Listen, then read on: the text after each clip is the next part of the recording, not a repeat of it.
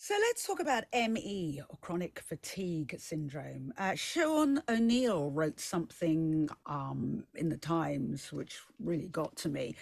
He says that for decades there's been an attitude that ME patients are malingering, that this is a psychological condition rather than a physical illness. When the NICE guidelines on treating ME were radically overhauled 2 years ago and defined ME as a multi-system condition, a number of medicines Royal Colleges lobbied against the changes. And it's not only medics who refuse to accept the illness. Wider society has been conditioned against people with ME too. Sean goes on to say that he really sadly, his daughter passed away with ME. And he talks about how back in the day, going back some time ago, he sort of suggested things like exercise and come on, you need to get going and all that sort of thing, because it's so widely misunderstood. I gotta say, I felt really guilty. I've got a cousin who, we know now had ME, but it was the way we kind of approached him and talked to him was sort of much the same, because it's such a chronic. There were all sorts of things that people were malingering. They just needed to pull themselves together, etc., etc. So joining me now, I've got two guests that hopefully will all learn from something. And if you've got questions, I've already got messages coming in, which I will be reading to Professor David Strain, who's a medical advisor at Action for ME. But first I want to talk to Rachel Spalding, who is someone who's living with ME. Rachel, thank you so much for joining me. That awful, and I feel guilty now, but I'm sure I'm not the only person. That whole thing of back in the day before all of this, because it's only relatively recently that it's been recognised as a sort of a multi-issue condition of, come on, pull yourself together, if you just act, all that sort of thing. Did you get that? I think we've all, anyone with ME has suffered a little bit along those lines. All I'd say to you is, if someone has a broken leg, do you say, come on, ignore the pain and carry on? I have a chronic long-term health condition that affects almost every part of my life and my family's life. Most people take what you say as face value. I think it's just one of those conditions that's just not very well understood. No. There's no sort of diagnostic tests to know for sure. There's no reliable treatment. So everyone is kind of in the dark and we're all just trying to manage it. So Rachel, tell me about when you first noticed that things were off, if I can put it that way, and how you noticed, because, how you piece together, because it's almost, I'm guessing, like having to be some kind of detective. Yeah, so prior to 2018, I was a young, fit individual. I had no health problems. I started to notice pains in my legs when I'd been to the gym. I thought maybe I'd pulled a muscle, but then, one day it would be my left leg and the other day it would be my right leg. And I thought, this is weird. I went to the doctor. I was told to take some magnesium supplements, and I was young and I was fit and I didn't look sick. Go away and it will get better. And I tried to carry on and I tried to ignore it for quite a while. And then in about August of 2018, I went on a family holiday and I had what I now realise was a massive kind of ME crash. And I came home and my husband thought I was dying on the sofa. It was very scary. I couldn't move. I couldn't do anything. I couldn't open a can of pop. I couldn't climb up the stairs. I had two young children at the time, and we all thought that I had like a brain tumor and that I was literally just dying on the sofa. It was really scary. And it went on from there. And, when you went to the doctor again, I'm guessing, I don't know if you went back to the same doctor, what did they say was wrong with you? So when I presented to them very unwell, they took it seriously. They could see I was in a lot of pain and I couldn't do a lot for myself. But unfortunately, when they run all the tests, when you have ME, you pass all the tests. So there was nothing obviously wrong with me. I had PET scans, I had CT scans, I had blood tests.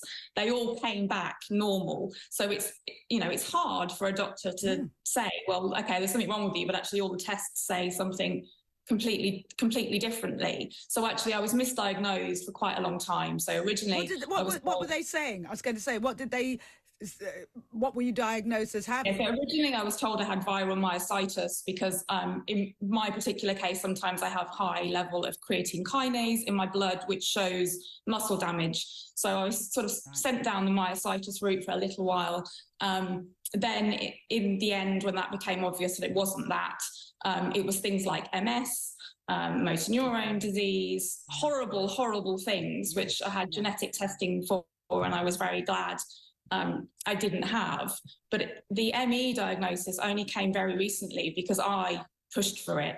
I told my doctors, I think I have ME, and I had a little bit of pushback, but in the end, by excluding lots of other diseases, I've had a diagnosis, and I do take a little bit of comfort from that, knowing at last what's wrong with me. Wow. I'm just in my head trying to imagine the fear that you go through with every time somebody says, maybe it's this, and then suddenly your brain has to go off and do it, suddenly it's that. So do you manage it now? Is there medication for it? Is there an answer to it? No, there isn't. There's no medication. I take, pain relief and various tablets to try and sort of like mask the symptoms. So for me personally, I have a fair amount of muscle pain, muscle weakness. I constantly feel nauseous. I have this feeling, Trisha, of waking up and I feel like every day I've got a terrible hangover, which obviously I don't because I don't really drink much these days. And I feel like yesterday I ran a marathon, whereas in reality, I barely leave the house anymore. I just about cope at home. Some days not so much, but I'm at home and I'm okay at home, but I can't really walk very far.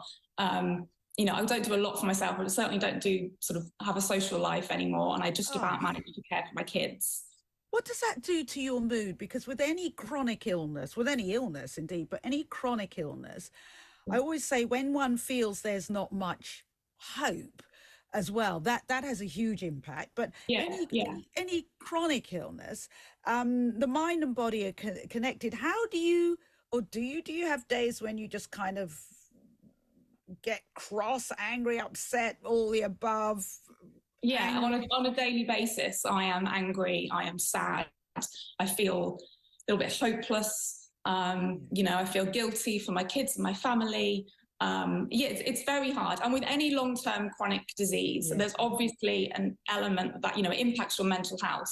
But what I really want to stress and move away from is this thought that ME is some kind of psychological disorder. It isn't. But being chronically unwell impacts your mental health without a question. But we have a complicated physiological disorder, which then, impacts my mental health. Yeah, absolutely. I couldn't agree with more. Yeah, my point being that anytime, any chronic illness as well, you have to, you're grieving. You're grieving for the mum that you can't be, or the partner you can't be, and the things you can't do, and the gym you can't go to. There's a lot of grief involved with chronic illness. Absolutely. I am very angry on the things I've missed out for, and I feel sad that, it affects my whole family. My husband's brilliant, he does what he can, but I often feel a little bit resentful that he's the one going out of the house with the kids and doing the fun stuff that I would otherwise be doing. But we just get by, and I'm grateful that it isn't as bad as other people with ME have to with. It could be worse, and I have days where it's not so bad, and I try and enjoy time with the family then. Yeah. Now, as you're speaking, you obviously a lot of people out there message, I have ME, recently diagnosed. I'm astounded at the lack of understanding and empathy from both the medical profession and friends and family. Why would I make this? Why would I make this up? Yeah, exactly. If you want to make stuff up, there's plenty of other stuff you could make up. Stay with us, because I want to talk now to Professor David Strain, who's a medical advisor at Action for ME. David, thank you so much for joining us. As I say, as I'm talking, the messages are coming in. Another one. Hi, Trisha. Great you're covering ME, one of the most badly accepted illnesses. I became ill in the 80s when the situation was totally shameful and there was no medical care. Part of my situation was made worse by the hospital vaccinating me the day after the birth of my son. I found out years later this made the situation worse by getting loads of information on the days that I could actually concentrate, and finally running a small ME charity. At times it was very hard to try to explain to the public and medics that these people were and are ills. Still, sad, there are still problems. That's Joe in Belfast. David, so do we know what causes ME? Is having a vaccination, can that cause it or exacerbate it, or jury's out? What's the situation? Do we know what causes it? It's a very difficult situation, Trisha, and actually ME as a diagnosis probably represents a whole collection of other specific diagnoses that all present in a very similar manner. What we know that the majority of people who present with ME have had at some point recently a relatively innocuous virus. The most common viruses that are reported are Epstein-Barr virus that causes glandular fever, or one of the human herpes viruses, a very common virus that's in circulation. And for those individuals, we believe that the virus embeds itself in them.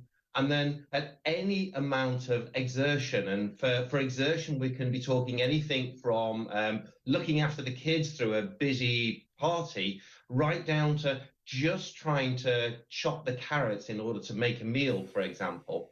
The virus then comes out and it presents a really profound flu-y illness, that feeling that, when we all are really terrible, except for these individuals, the very slightest exertion can trigger that terrible feeling 3 or 4 hours, 3 or 4 days later, and make people feel really terrible. Now, that presents a significant proportion of people, but by no means is everyone. And there are a whole collection of other syndromes that present with the ME phenomenon. And that's one of the biggest problems that we face. With ME, there is no single diagnostic test because it's unlikely that there is a single cause. And therefore, when we do the studies in big groups of people, we don't have one thing that ties them all together. Yeah. Is there any thought, as you're speaking of, is there any thought? I mean, I guess we don't know because COVID is such a new, relatively new thing. But people talk about long COVID. Is there any chance that maybe what long COVID is, I don't know, perhaps on the ME spectrum or something? There's a large number of people who are living with long COVID that do meet the diagnostic criteria for ME. They have this significant post-exertion malaise. They have the unrefreshed sleep. They have the brain fog. These are characteristic features that people have been living with for 40 years with ME that people with long COVID are now presenting with. And it's very likely that a proportion of those with long COVID have actually got ME. The only difference is that we know in their case that the underlying cause of it was the coronavirus that caused it. And actually, it's one of the first routes that we started recognizing long COVID, that we started to see the number of referrals to the ME service go up. People who previously got into some period of resolution that the ME had got to a manageable level, and then they saw a massive decline when they contracted COVID. So yes, I am sure that there is a proportion of people with long COVID that just have ME with a known viral trigger. Wow. And just talking about, and as I said right at the beginning, and I'm sure many of us are going back, as this message said, to the 80s when we knew nothing about it. People were, as we were talking about before with Rachel, there's always that grief that comes with it. But so many people then were written off as being lazy, get yourself together, etc. But this report now, and another message coming in. I mean, this is because nobody talks about it. Thanks for highlighting ME, Trisha. More awareness is needed. I'm still learning about how it affects me, so it's hard to explain to others. I still work full-time and try to carry on as normal. I took my son to Alton Towers last Thursday and have paid for it since. Oh my gosh, it's so hard. And that's Gemma in Wisbech in up in the in East Anglia, and people still aren't being heard. And as this message actually says, I think it's fascinating. I'm just having here that anybody with an experience of ME, they're asking, Will Quince, Health Minister, is asking people to respond. There's a consultation on this, so about time too. It closes on October the 4th. But they really want to hear from people with ME. So something hopefully is going to be done to help people and take their concerns and their issues seriously. Absolutely. I mean, there are at least 250,000 people with ME in the UK. Latest estimates sit around 280,000 people. But the biggest problem that we face is on the outside, very often these people look healthy. Yeah. There is nothing when you're looking at these people that says there's something wrong. And people like the person you just mentioned, they are trying to do a full day's work. And you don't see the fact that they do a full day's work and then have to go and sleep for 12 hours in order to recover for the 4 or 5 hours of exertion. They do the day trip to Alton Towers and then spend 4 or 5 days recovering from it. And there's other people at the more extreme end that will actually have to lie down for half an hour just in order to chop a few carrots to feed the children. And they'll then lie down again in order to get the energy up to put the pan on with the boiling water in. And people have to adapt their entire life around this terrible condition. Yet on the outside, they may look healthy. And that's created an unprecedented amount of stigma. People are living with this disease without actually the appreciation on the outside of what they are going through on a daily basis. The research for this, I was going to say, it must add to the stress and that whole thing of people saying that nobody believes them. So just to finish off, David, if people want to find out more information, am I right in thinking that Action for ME is a good first place to go? Absolutely. I mean, there are many charities out there. Obviously, I'm biased. I'm involved in Action for ME, but there are several ME charities that are putting the information out there, giving you what you need, helping to provide those support tools that will help deal with it. And then this consultation exercise that we're going through at the moment, it's a delivery plan. It is talking about how we're going to address stigma, what research needs to be done, how we can re-educate the medical profession to acknowledge that just because you can't measure it, it's not real. To accept the fact that people are suffering a significant grieving reaction for the life that they're missing, so that we can actually get on with treating these people and find the right therapies to make people live as good a life as they possibly can, and hopefully one day to even have a cure for this. That would be good. Thank you so much for your time. Both Rachel Spalding, who actually told us about her personal experience, and Professor David Strain, their medical advisor at Action for ME. So thank you, Rachel. We just saw her quickly there again. If you have an experience of ME, do go to one of those charities, find out how you can feed into that study. The closing date is October the 4th. Anyone impacted by ME/CFS, it's a condition that affects a significant number of children and adults, as we heard, something like 250,000.